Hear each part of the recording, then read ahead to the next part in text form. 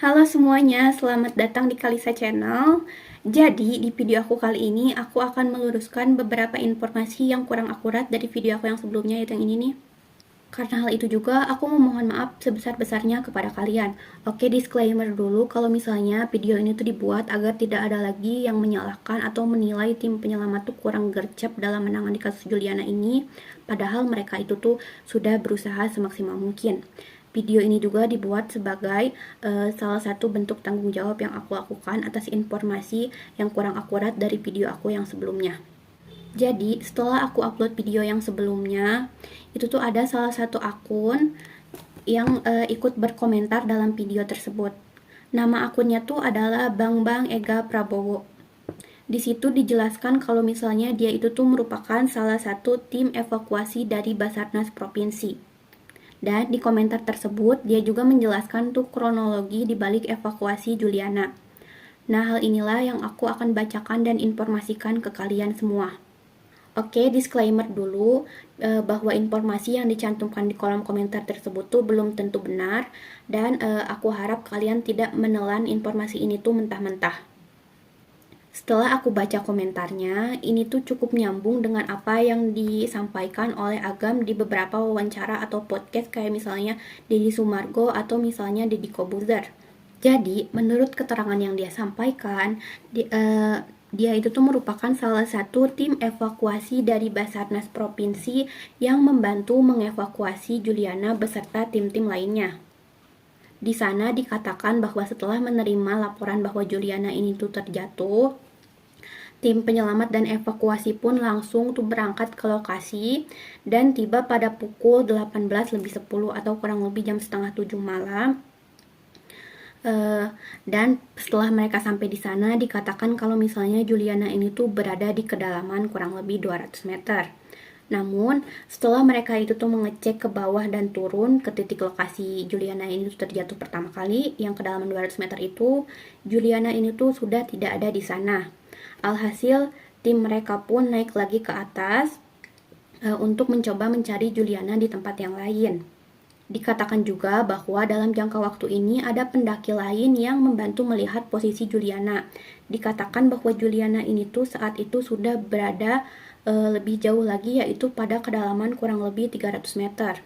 Karena cuaca pada hari itu sangat ekstrim ditambah dengan hujan batu yang parah, sehingga akhirnya tim pun mengkoordinasikan ulang terkait langkah apa yang harus mereka ambil ke depannya.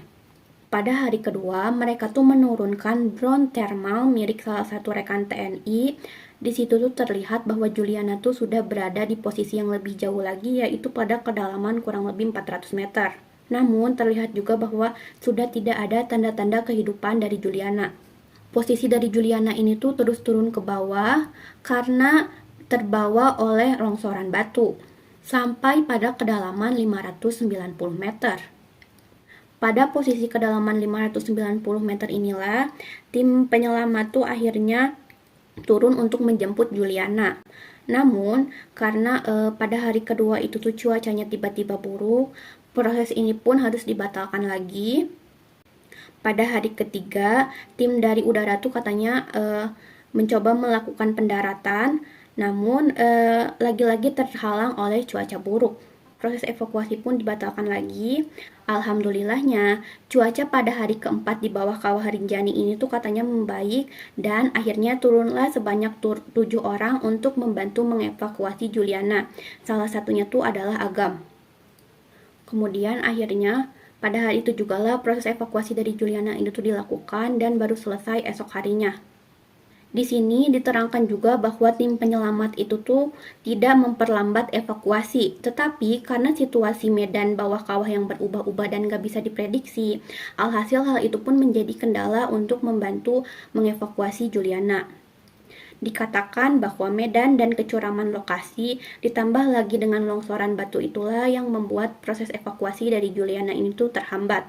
Dan katanya mereka juga memprediksi kalau misalnya Juliana ini tuh sudah meninggal dalam posisi kedalaman kurang lebih 400 meter karena luka yang dialaminya.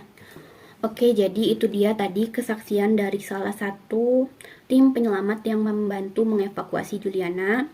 Dari sini, aku berharap tidak ada lagi yang menyalahkan tim penyelamat atas hal ini, karena mereka tuh sudah berusaha semaksimal mungkin. Dan aku memohon kepada kalian untuk jangan langsung menelan mentah-mentah informasi ini, karena bisa aja keliru. Dan aku juga sempat dengar nih, kalau pemandu dari Juliana ini tuh kan sempat disalahkan atas hal ini.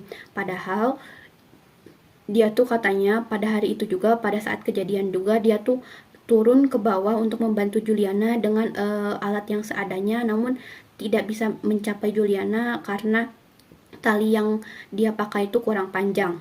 Kurang tahu juga apakah informasi ini tuh benar dan bisa dipercaya, tapi dari sini aku tuh berharap tidak ada lagi yang menyalahkan tim penyelamat atau pemandu dari Juliana ini sebelum memastikan bahwa informasi yang didapat itu tuh benar.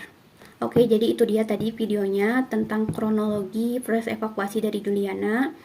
Dan mohon maaf sebelumnya kalau misalnya informasi ini tuh ada yang kurang benar atau keliru. Oke, see you in the next video. Bye-bye.